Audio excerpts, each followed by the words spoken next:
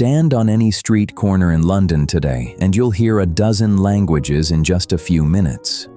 Nearly 40% of its people were born outside the UK, making it one of the most diverse cities on Earth.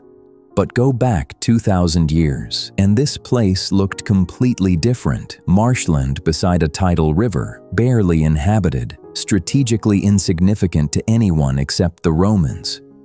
So what changed? Invasion, fire, plague, revolution.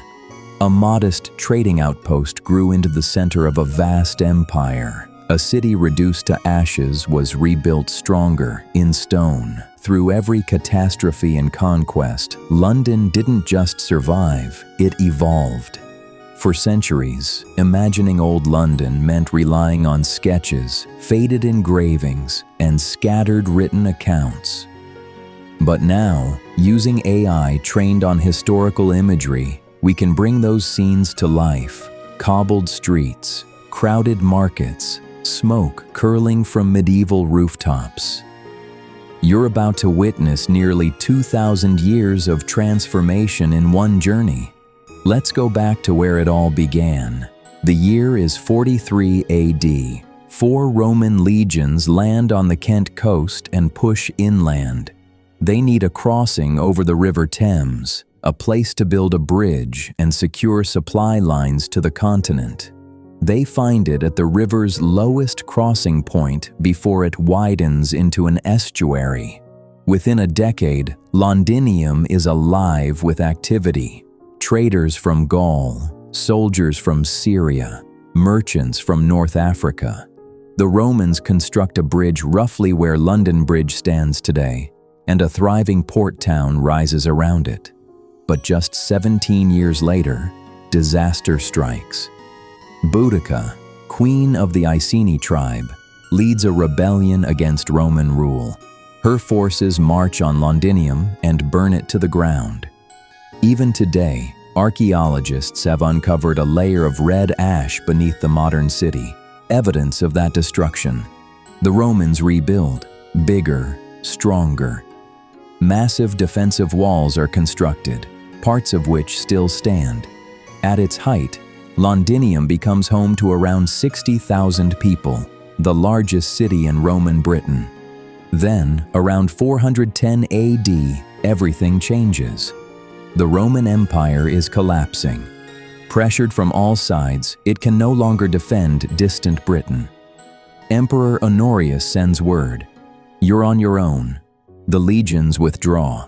Without Rome, Londinium's economy collapses. Trade networks vanish, currency loses value, merchants, officials, craftsmen, they all leave. Within a generation, a city of tens of thousands shrinks to a few hundred people living among ruins. For 2 centuries, buildings decay, roofs cave in, walls crumble, nature slowly reclaims the city, but the Thames keeps flowing, and rivers always attract new life. When the Saxons arrive, they avoid the old Roman city, believing it cursed. Instead, around the 7th century, they build a new settlement a mile west, Londonwich, near what is now Covent Garden and the Strand. By the early 700s, it's thriving. Goods arrive from across Europe, amber from the Baltic, pottery from Germany, wine from the Rhineland. At its peak, around 8,000 people live here. Then come the Vikings. Repeated raids devastate the settlement. In 842, it's sacked. In 851, again. Finally, Alfred the Great takes control in 886 and makes a strategic move. He relocates the population back inside the old Roman walls, restoring them for defense. The city becomes Lundenburg, a fortified London. The abandoned settlement becomes Eldwick, the Old Town. Today, its name survives as Aldwych. Over time, London shifts between Saxon and Danish control. In 1016, Cnut the Great makes it his capital. Then, in 1042, Edward the Confessor builds Westminster Abbey just west of the city, creating a divide that still exists. London for commerce, Westminster for power. When Edward dies in 1066, a succession crisis erupts. Harold Godwinson takes the throne, but across the Channel, William the Conqueror claims it. They meet at the Battle of Hastings. By nightfall, Harold is dead. William is crowned king at Westminster Abbey on Christmas Day, 1066. The Norman era begins. To secure control, William builds massive fortresses, including the Tower of London. Its central keep, the White Tower, dominates the skyline, a symbol of power that still stands today. Medieval London grows crowded and chaotic, but rich. Guilds of merchants and craftsmen gain influence. By 1215, when King John signs the Magna Carta, London secures key rights, including the ability to elect its own mayor. London Bridge becomes more than a crossing. It's a bustling community of shops and homes, standing for over 600 years. Then, in 1348, death arrives. The Black Death devastates the city, killing up to half its population. Streets empty, mass graves fill the outskirts, but London recovers. By 1600, its population reaches 200,000. By 1650, nearly 400,000, the largest city in Europe.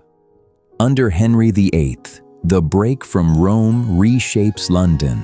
Monasteries are dissolved, their lands sold, allowing the city to expand.